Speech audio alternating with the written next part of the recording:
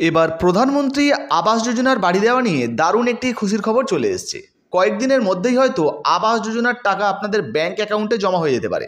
প্রায় ৫৫,০০০ নতুন আবাস যোজনার বাড়ি তৈরির কাজও কিন্তু শীঘ্রই শুরু হয়ে যাবে। যে বাড়ি তৈরির কাজের টাকাও কিন্তু আপনারা কিন্তু পেয়ে যেতে পারেন। তো বর্তমানে আবাস যোজনার বাড়ি দেওয়া নিয়ে কি জানানো হয়েছে, এই বাড়ির টাকা নিয়ে কি আপডেট উঠে এসেছে এবং আবাস যোজনার বাড়ি কারা কারা পেতে পারেন, সমস্ত কিছু এক এক করে আপনাদেরকে জানাবো। তাই ভিডিওটা একটু স্কিপ না করে পুরো দেখুন। আপনিও যদি আমাদের চ্যানেলে নতুন আসেন, অবশ্যই চ্যানেলটিকে সাবস্ক্রাইব করে পাশের বেল আইকনটিকে অন করে রাখবেন এই ধরনের গুরুত্বপূর্ণ ভিডিও সবার আগে পাওয়ার জন্য। ফেসবুক থেকে দেখলে পেজটা ফলো করতে ভুলবেন না। চলুন শুরু করা যাক। তো বন্ধুরা, আবাস যোজনার বাড়ি তৈরি নিয়ে দারুণ একটি খুশির খবর উঠে এসেছে।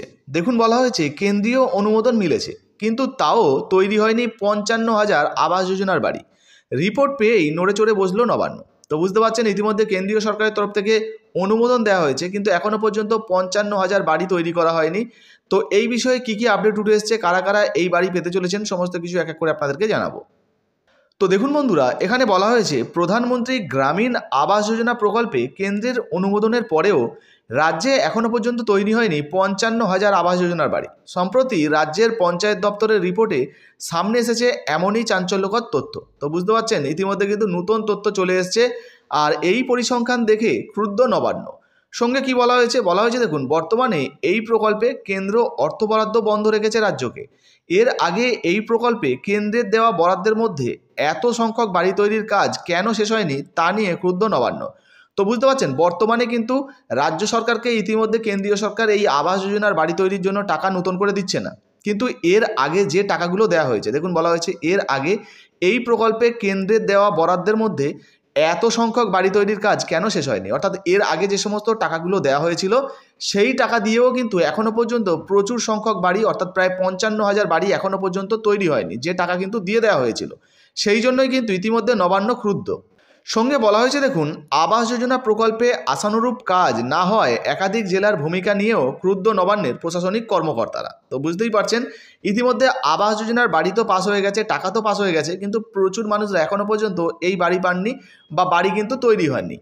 তো সেই জন্যই এখানে বলা হয়েছে, দেখুন, সূত্রের খবর জানা গিয়েছে দক্ষিণ ২৪ পরগনা, উত্তর ২৪ পরগনা, পূর্ব মেদিনীপুর, মুর্শিদাবাদ সহ একাধিক জেলায় কয়েক হাজার বাড়ি তৈরির কাজ এখনও পর্যন্ত শেষ হয়নি। বাড়ি না হওয়ার তালিকার শীর্ষে রয়েছে দক্ষিণ ২৪ পরগনা জেলা। তো বুঝতে পারছেন, সবথেকে বেশি যেখানে বাড়ি তৈরি হয়নি সেই জেলাটির নাম হচ্ছে দক্ষিণ ২৪ পরগনা জেলা।